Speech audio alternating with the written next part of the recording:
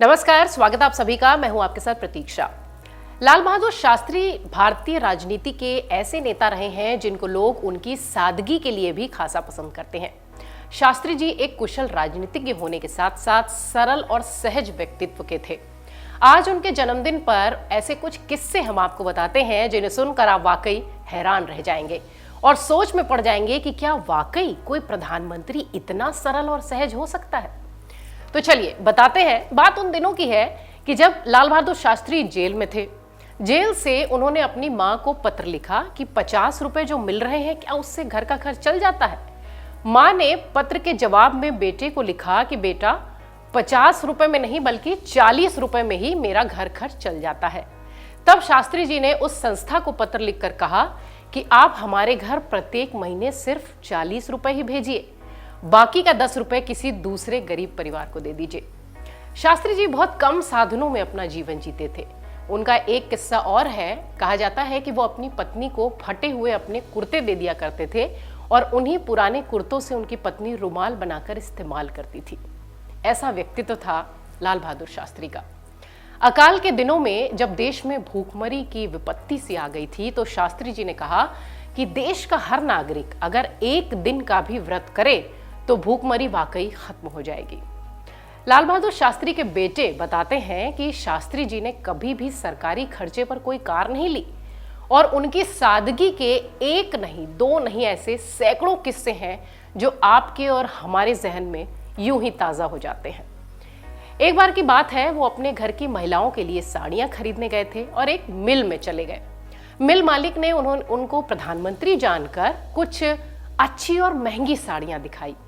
साड़ियां देखने के बाद लाल बहादुर शास्त्री ने कहा कि तुम्हारी साड़ियां तो बहुत अच्छी है, लेकिन इन साड़ियों को खरीदने लायक मेरे पास पैसे नहीं है। एक प्रसंग और है जो शास्त्री जी को हर दिल अजीज बनाता है।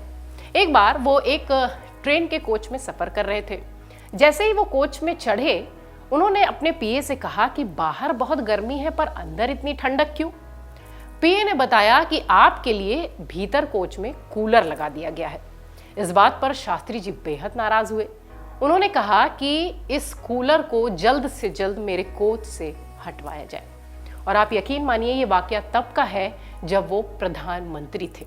एक ऐसा किस्सा और है जो उनके प्रधानमंत्री बनने के साथ ही हुआ। वो काशी यानी बनारस के रहने वाले थे। एक बार की बात है, जब वो प्रधानमंत्री बनने के बाद काशी गए तो उनका घर सकरी गलियों से होकर गुजरता था। उनका घर सकरी गलियों में था, इसलिए अधिकारियों ने तैयारियां शुरू कर दी कि जो गलियों के मकान हैं उनके कुछ हिस्से तोड़ दिए जाएंगे। उन्हें सूचना मिली कि गली के कुछ मकानों के हिस्सों को तोड़ा जा रहा है, वो भी उनके आने के लिए रास्ता बनाने के लिए। जब ये बात उनके कान में पड़ी तो उन्होंने तुरंत इस फैसले को रोक दिया और गली में पैदल चलकर जाने का तय किया। ये और ऐसे कई प्रसंग हैं शास्त्री जी के जो जीवन में आप और हम जिस तरीके से जीते हैं शायद वो भी वैसे ही रहा करते थे और इसलिए आप और हम उनको खुद से जोड़ पाते हैं। अपने इसी व्यक्तित्व के चलते आज भी शास्त्री जी हमारे और आपके जहन में बिल्कुल अपने से हैं और जीवित हैं। शास्त्री जी की जयंती पर उनको याद करते हुए उनको सादर नमन। इस वीडियो में फिलहाल इतना ही। देखते रहिए अमरउजाला.com। धन्यवाद। डाउनलोड करें अमर उजाला ऐप और पाएं खबरें लगातार। अगर आप ये वीडियो YouTube पर देख रहे हैं तो हमारे चैनल को सब्सक्राइब करें और बेल आइकन को दबाना ना भूलें। अगर आप Facebook पर ये वीडियो देख रहे हैं तो हमारे पेज को लाइक करें।